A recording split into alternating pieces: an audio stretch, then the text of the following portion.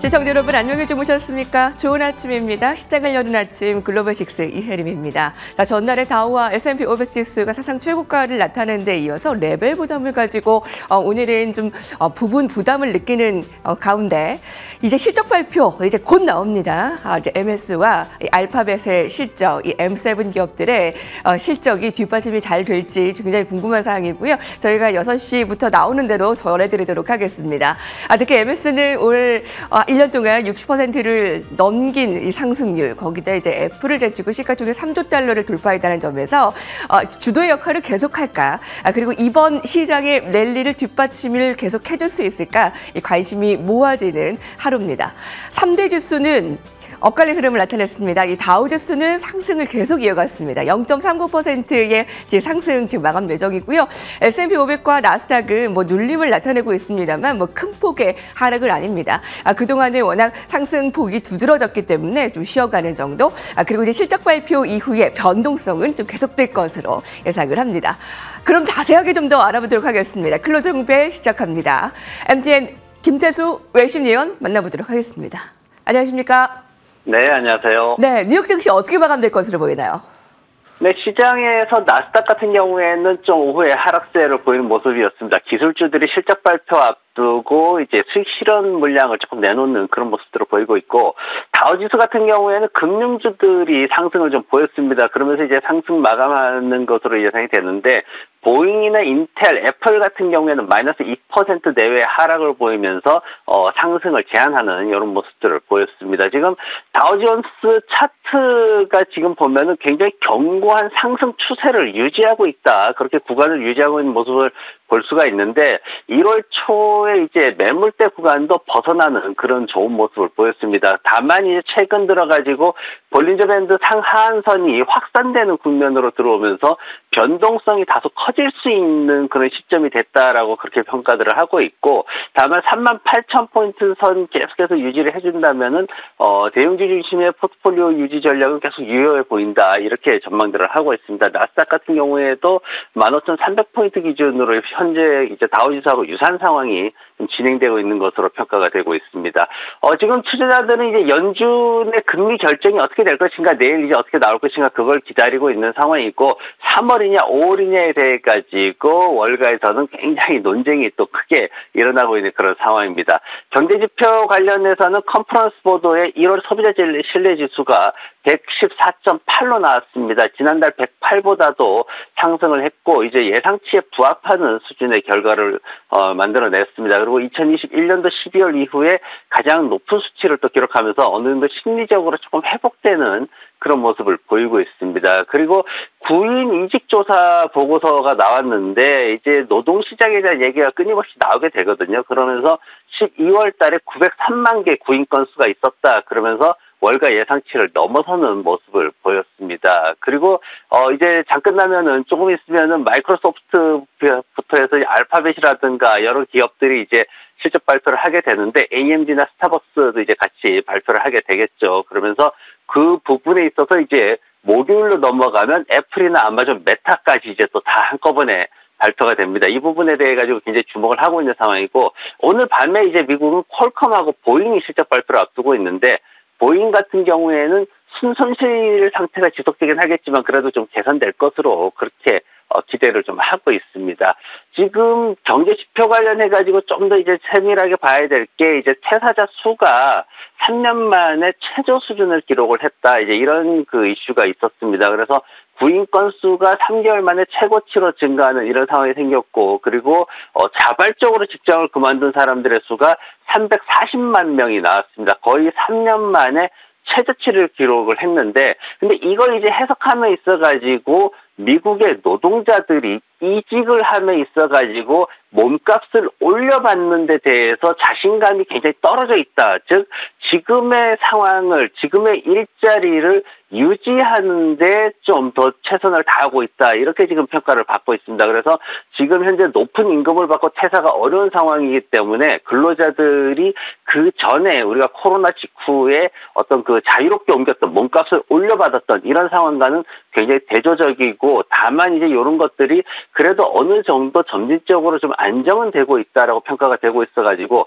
연준에서 원하는 수준으로 노동시장이 악화되는 상황들이 진행이 된다면, 물론 금리 인하에 대한 기대감은 있겠지만 경기 침체에 대한 우려도 같이 오기 때문에 이런 부분들을 우리가 노동시장 지표들을 통해서 좀 더 자세하게 지켜봐야 될 것 같습니다. 네. 다우지수가 1월 초에 좀 매물대 구간을 좀 넘어서면서 이제 2월에 그 랠리를 이어갈까 아니면 좀 숨고르기에 2월이 될까, 그 분석이 굉장히 중요해 보입니다. 저희 프로그램에서 다룰 예정이고요. 소비자 신뢰지수가 굉장히 좀 호의적인 모습을 나타냈습니다. 2021년 12월 이후에 가장 높은 부분을 나타내면서 좀 시장을 뒷받침해주고 있습니다. 자, 오늘 특징 가운데 업종별, 산업별, 또 종목별로는 어떤 특징이 있을까요?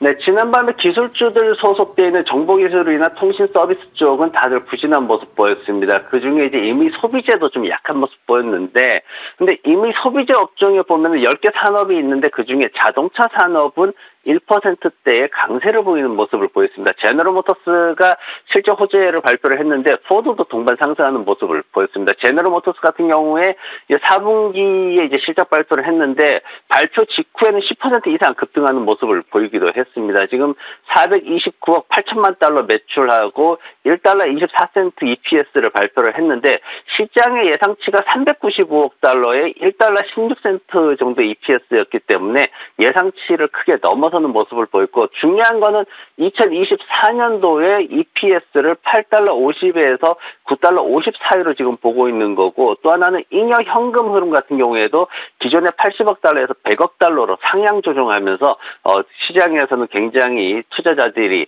매수를 빠르게 진입하는 모습을 보였습니다.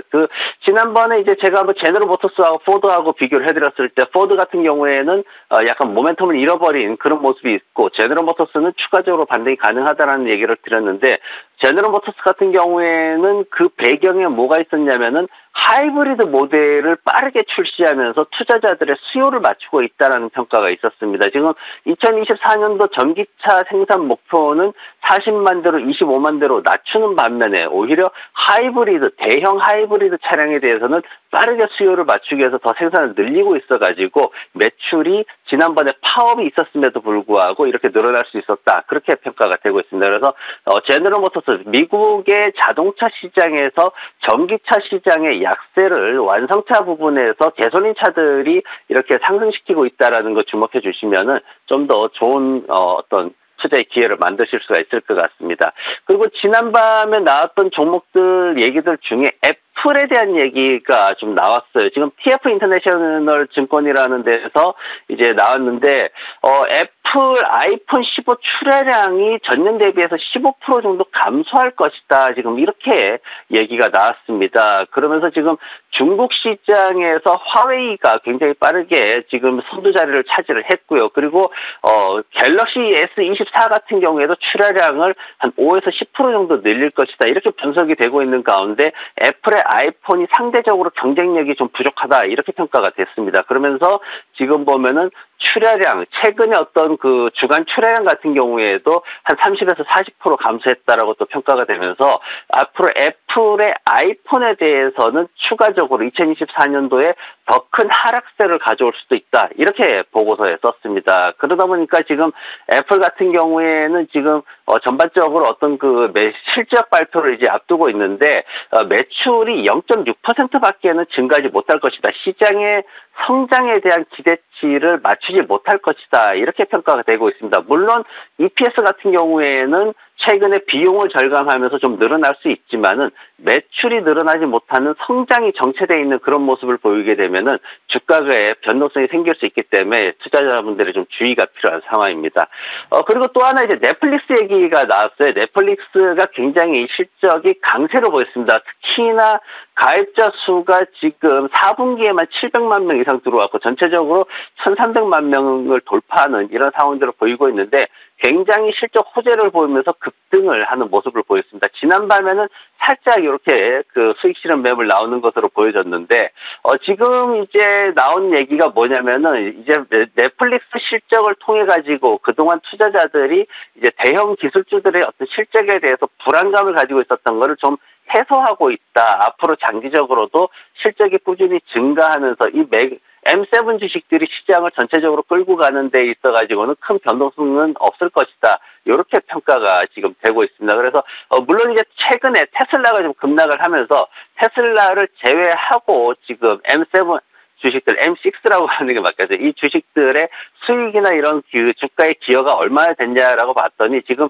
그 기업들만 하면 한 50% 정도 수익이 성장할 것으로 기대가 되고 있고 또 수익도 내왔는데, 다른 이제 M7을 빼게 되면은 실제로 S&P 500의 수익은 한 마이너스 10% 정도로 나올 것이다. 이렇게 지금 예상하고 있습니다. 그래서 지금 어쨌든 투자를 하실 때 늦었다 생각하더라도 대형주를 가지고 매매를 해주셔야지, 혹시라도 시장의 변동성이 커지고 리스크가 생겼을 때 리스크 관리를 하기에도, 즉 빠져나오기에도 충분한 유동성을 줄 수 있어서 투자자분들이 안정적으로 투자를 하실 수 있는 기회가 될 겁니다. 여기에서 이제 어떤 그 투자의 복수심으로 이제 중소형주 쪽으로 들어가시게 되면은 오히려 더 안 좋은 상황이 될 수 있으니까 주의가 좀 필요한 상황이고, 이제 실적 발표를 앞두고 있는 상황에서 이제 좀 있으면 또 실적 얘기가 나올 텐데, 시장에 대형 기술주들에 대해 가지고 조정이 온다라면은 짧게 분할 매수할 수 있는 기회를 가지시면은 앞으로 투자의 기회가 더 좋을 것 같습니다. 네, 이제 GM이 굉장히 주요한 주가 흐름을 나타냈습니다. 앞으로 이제 전기차의 이제 수요 증가, GM을 어떻게 받아들일지 궁금하고요. 문제는 이제 애플이네요. MS가 시총을 추월하고 나서 좀 애플이 요새 지지부진한 모습인데, 아이폰의 이제 출하량이 감소가 되면서 올해 애플의 주가 좀 두고 봐야 되겠습니다. 넷플릭스까지 살펴봤습니다. 김태수 외신위원과 함께했습니다. 감사합니다. 네, 고맙습니다.